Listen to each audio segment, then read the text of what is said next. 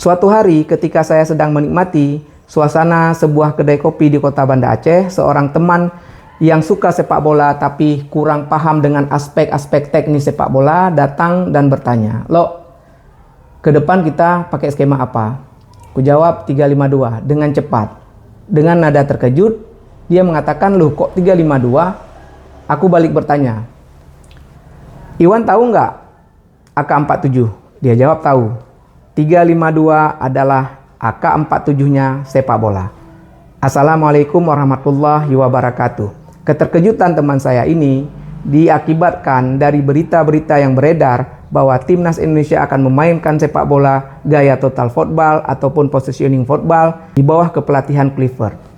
Berita-berita ini disebarkan oleh pihak-pihak yang ingin mempromosikan Patrick Clifford ke dalam masyarakat sepak bola Indonesia yang sedang kecewa dengan pemutusan kontrak STY dan menggantinya dengan Patrick Clifford yang menurut mereka kualitas ataupun pengalaman belumlah sebanding dengan STY. Kali ini saya akan mencoba menjelaskan tentang positioning football. Tentu saja itu dari kacamata saya, masyarakat yang menghuni strata paling rendah di dalam piramida sepak bola dunia. Saya yakin 100% ketika berita bahwa timnas akan bermain positioning football, maka banyak sekali masyarakat sepak bola Indonesia terbang pikirannya ke tiki taka, atau minimal timnas akan memainkan sepak bola yang mirip-mirip lah dengan tiki taka. Sebenarnya kita harus bertanya dulu kepada Patrick Clifford, dia mau mainkan positioning football era dia bermain ataupun positioning football era modern sekarang yang identik dengan gaya main generasi emas Barcelona. Ini saya berikan gambaran. Definisi positioning football zaman Patrick Clifford bermain. Saat itu istilah positioning football ini sudah ada tapi tidak begitu populer. Tim yang memainkan sepak bola positioning football ini adalah tim yang menyerang terus-menerus, mengurung pertahanan lawan, menyerang mereka secara bergelombang, atau istilah kerennya, istilah keren kami dulu, membombardir gawang lawan. Itu definisi gaya main positioning football saat Patrick Clifford bermain. Mereka menyerang langsung, tidak bertele-tele. Setiap ada sedikit saja kesempatan, mereka akan memberikan umpan lambung atau umpan terobosan atau melakukan tendangan spekulasi dari luar kotak penalti. Pokoknya mereka menyerang dengan tuntas, bahasa saya tuntas. Lalu timbul pertanyaan, logikanya bagaimana mereka menguasai pertandingan dengan ball position yang tinggi kalau mereka menyerang secara langsung dan menuntaskan serangan. Tentu saja serangan-serangan itu akan berakhir dengan gol atau keluar lapangan atau ditangkap kiper atau dianulir oleh pemain-pemain bertahan lawan. Nah, di sini menariknya positioning football zaman Patrick Clifford dulu. Tim yang memainkan positioning football ini tidaklah banyak. Tim ini pasti diisi oleh pemain-pemain yang sangat berkualitas sehingga dia mampu menyerang terus-menerus. Dan kebiasaan lawan ketika berhadapan dengan tim-tim ini, Manchester United, Timnas Belanda, Ajax saat bagus-bagusnya, mereka sudah down duluan.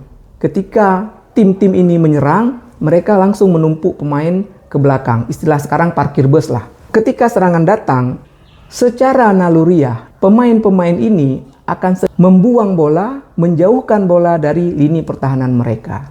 Walaupun ada pemain mereka yang sedang menunggu bola-bola tersebut, akurasi tentu saja tidak bagus. Disinilah positioning football masa itu sebenarnya bisa terjadi karena tim-tim tersebut punya dua gelandang bertahan atau punya dua pemain bertahan yang mampu merebut bola di kaki lawan, mengintersep bola, membaca ke arah mana bola akan dibuang oleh pemain lawan, dan mengalirkan kembali bola tersebut kepada pemain-pemain menyerang mereka yang masih ada di area lawan. Itulah kunci sebuah tim bisa menyerang secara bergelombang dan terus-menerus. Dulu dikatakan gelandang bertahan. Dua gelandang bertahan ini punya peran yang sangat penting. Juga dengan dua center back di belakang. Kalau gelandang bertahan yang sudah memulai serangan baru, maka tugas mengintersep, memotong, membaca bola-bola muntah dari lini pertahanan lawan itu tugasnya center back.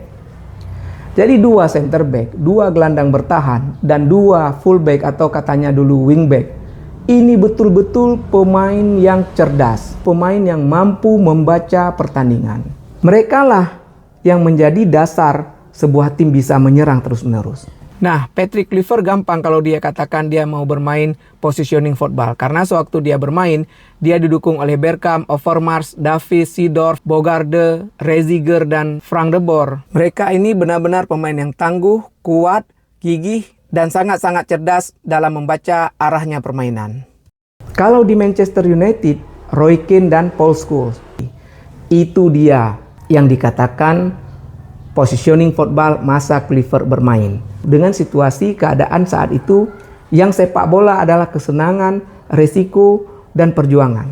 Nah, di era modern sekarang yang dikatakan positioning football adalah sepak bola seperti yang dimainkan oleh tim-tim Pep Guardiola.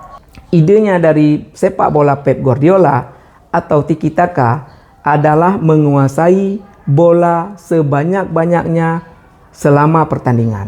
Mereka tidak akan melepas bola, tidak akan menuntaskan serangan kalau persentase menghasilkan golnya kecil. Ide itu bagi kami yang pernah menonton sepak bola dari tahun 90-an, itu ide yang sangat membosankan. Saya pernah menulis di Facebook tentang tiki taka. Seperti itulah ide tiki taka, sangat-sangat membosankan. Apakah saya mengatakan tiki taka gaya sepak bola yang buruk? Salah. Saya berani bilang tiki taka adalah peragaan sepak bola terbaik yang pernah saya lihat di era modern ini. Tapi idenya membosankan. Kalau bukan Xavi dan Iniesta yang memainkan gaya sepak bola seperti ini, jelas membosankan. Itu positioning football masa sekarang, berusaha menguasai bola selama-lamanya, tidak akan menuntaskan serangan kalau persentase keberhasilan serangan itu tidak tinggi. Setelah penjelasan seperti ini, apakah kawan-kawan merasa timnas Indonesia dengan materi yang sekarang bisa memainkan positioning football ini dengan baik? Saya rasa masih jauh. Pengatur serangan kita Nathan Tom Haye. Kita sudah lihat mereka ketika melawan Australia, Jepang, Bahrain, Arab Saudi. Mereka punya skill, tapi tidak punya ketenangan untuk mengalirkan bola. Saya berkali-kali bilang, timnas akan bermain lebih baik jika Tom Haye dan Nathan bisa memegang bola lebih lama. Begitu mereka dapat bola, di pressing, mereka langsung melepas bola. Di sini akurasi umpan kita kurang sekali. Dan kita tidak bisa membangun serangan yang akurat dan baik. Sisanya pemain tengah kita, Marcelino. Anak muda yang menurut saya terlalu banyak diberi beban. Zaman ST saya berkali-kali bilang jangan turunkan Marcelino setiap hari. Begitu juga di lini serang. Cuma Struijk dan Orat Mangun. Orat Mangun punya teknik yang tinggi, skill yang sangat bagus sekali. Dia tidak punya kecepatan. Struijk punya kecepatan, tapi naluri mencetak gol lemah. Lalu dengan materi seperti ini, salahkah saya mengatakan bahwa 3-5-2 adalah solusi yang tepat menjadi skema utama bagi tim nasional kita?